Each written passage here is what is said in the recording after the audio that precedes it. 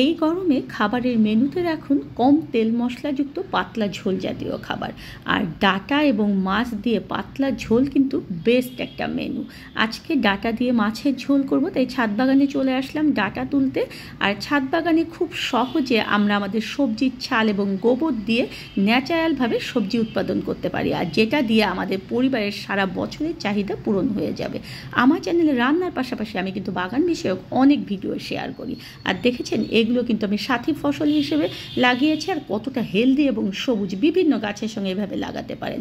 আমি ডাঁটা তুলে সেগুলোকে কেটে ধুয়ে তারপরে ফিরে আসলাম। আজকে শিং মাছ দিয়ে ডাঁটা রান্না করব, তাই শিং মাছগুলোকে ছিলে নিয়েছি। কিভাবে ছিলতে হবে সেটার পদ্ধতিও কিন্তু আমি শেয়ার করেছি চ্যানেলে।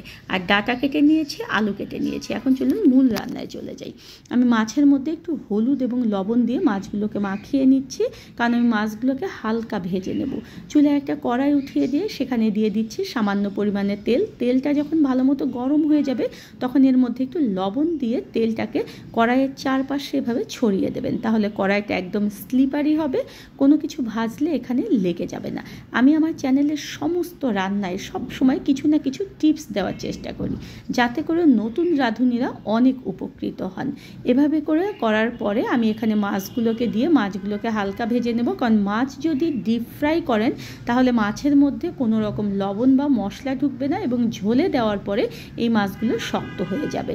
মাছগুলো ভাজার পরে এগুলোকে তুলে নিচ্ছি। আর এখানে দেখুন যে আমি 1 চা চামচ পরিমাণ কালো জিরা আর 1 চা চামচ পরিমাণ আস্ত জিরা দিয়ে ফোড়ন দিলাম, এতে করে তরকারির ফ্লেভারটা অনেক সুন্দর আসবে। এর মধ্যে আলুগুলো দিয়ে দিচ্ছি, আর আলুর মধ্যে সামান্য পরিমাণে হলুদ এবং লবণ দিয়ে আলুগুলোকে একটু হালকা ভেজে নেব। এতে করে আলুগুলো ঝোলে দেওয়ার পরে আলুগুলো অনেক সফট হবে। আপনারা যে কোনো তরকারিতে আলুটা ব্যবহার করলে এইভাবে করে একটু হালকা ভেজে নেবেন।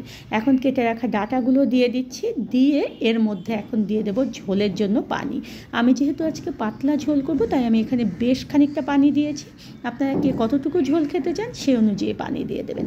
এখন এর মধ্যে একটু লবণ এবং হলুদ দিয়ে এটাকে ততক্ষণ ঢেকে রাখবো যতক্ষণ না ডাঁটা এবং আলু ভালো মতো সিদ্ধ হয়। এই যে আমি এখানে দেখুন যে কত সহজ রেসিপিতে শেয়ার করছি।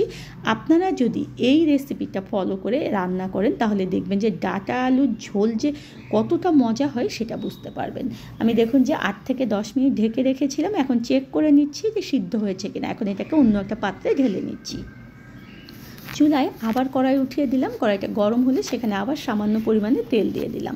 আর এখানে আমি দেখুন যে পেঁয়াজ, রসুন, আদা, একটু সরিষা আর কাঁচামরিচ দিয়ে বেটে নিয়েছি। নিয়ে এই মশলাটাকে তেলের মধ্যে নিয়ে একটু নেড়ে চেড়ে নেব। তার আগে এখানে একটু হলুদ দিয়ে দেবো, যাতে করে মশলাটা আমাদের ছিটকে গায়ে না লাগে। আর মশলাটা এভাবে তেলের মধ্যে ভেজে নিলে মশলা যে একটা কাঁচা গন্ধ থাকে সেটা কিন্তু চলে যায়। কিন্তু অবশ্যই খেয়াল রাখবেন যে মশলাটা যেন পুড়ে না যায়, তাহলে একটা বিশ্রী গন্ধ হয়, সেটাতে তরকারি খেতে ভালো লাগে না।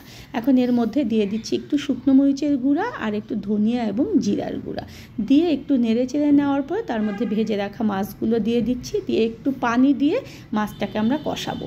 এভাবে যদি মাছটাকে একটু কষিয়ে নেন তাহলে দেখবেন যে এই মাছটা খেতে খুবই ভালো লাগবে। আর ঝোলের মধ্যে শুধু ভাজা মাছ দিলে সেই মাছটা একদম খেতে টেস্ট লাগে না। এখন 4 থেকে 5 মিনিট ধরে আমরা মাছটাকে কষাবো। তার মধ্যে অবশ্যই আপনারা নিজের টেস্ট অনুযায়ী লবণ দিয়ে দেবেন। লবণ এবং ঝাল সবসময় বলি যে নিজের টেস্ট অনুযায়ী দিয়ে দেবেন। মাছটা যখন আমাদের সুন্দর মতো কষানো হয়ে গিয়েছে তখন এর মধ্যে সিদ্ধ করে রাখা ডাঁটা এবং আলুর যে ঝোলটা সেটাকে ঢেলে দিতে হবে। আর কোনো কাজ নেই, একেবারে সহজ রেসিপি। আপনারা আমার রান্নাগুলো খেয়াল করে দেখবেন যে আমি কত সহজ রেসিপিতে এবং পারফেক্ট রেসিপি শেয়ার করার চেষ্টা করি এবং সব সময় ভিন্ন রকম কিছু করার চেষ্টা করি। এখন এটাকে ঢেকে রেখে দেবো 8 থেকে 10 মিনিট। 8-10 মিনিট পরে একদম ঝোলটা সুন্দর হয়ে গিয়েছে। আর এখানে দিয়ে দিচ্ছি কিছুটা ধনিয়া পাতা। ধনিয়া পাতা দেখুন যে ফ্রোজেন করে রাখার পরেও কত সবুজ রয়েছে, আর গন্ধটাও একদম ঠিক রয়েছে। কীভাবে ফ্রোজেন করবেন সেটা কিন্তু আমার চ্যানেলে শেয়ার করেছি, অবশ্যই আপনারা দেখে নেবেন। আর দিয়ে দিলাম কিছুটা মাছের মশলা। মাছের মশলা কীভাবে তৈরি করতে হবে সেটাও কিন্তু শেয়ার করেছি চ্যানেলে, আপনারা অবশ্যই চ্যানেলটা ঘুরে আসবেন। দেখেছেন রান্না করার পরও ডাঁটাগুলো কত সবুজ। গরম ভাতের সঙ্গে এই তরকারিটা খেতে দুর্দান্ত লাগে। আপনারা যারা এইভাবে কখনো ডাঁটার ঝোল করেনি অবশ্যই করে দেবেন। ধন্যবাদ সবাইকে। প্লিজ চ্যানেলটা সাবস্ক্রাইব করবেন। যারা পেজ থেকে দেখছেন পেজে একটা লাইক এবং ফলো দেবেন।